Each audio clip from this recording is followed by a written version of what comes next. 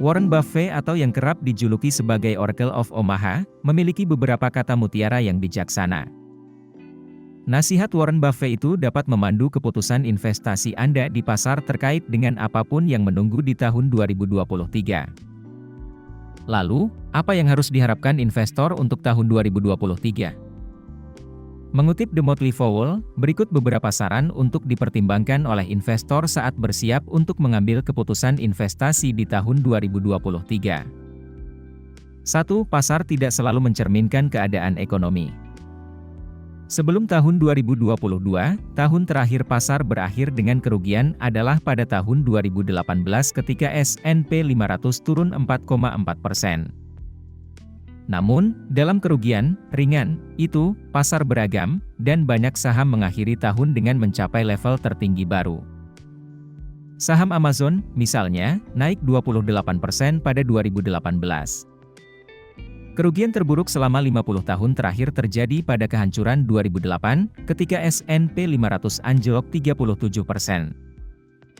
Saat investor memasuki tahun baru dan ekonomi serta pasar tetap bergejolak, penting untuk memperhatikan peringatan tersebut, serta mengenali catatan optimisme.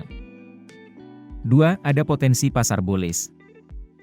Tidak ada cara untuk mengetahui apakah pasar bullish bakal datang saat ini atau tidak. Namun, investor dapat melihat kinerja pasar di masa lalu untuk memberi mereka gambaran tentang apa yang diharapkan secara umum.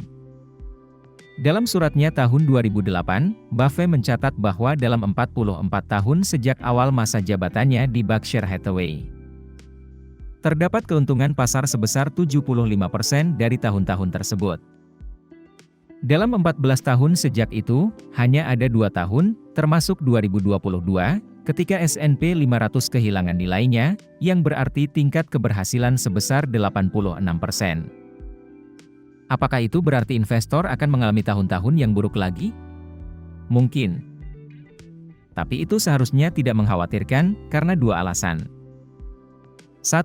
Investor tidak tahu kapan tahun turun berikutnya akan terjadi, tidak peduli apa yang dikatakan para ahli.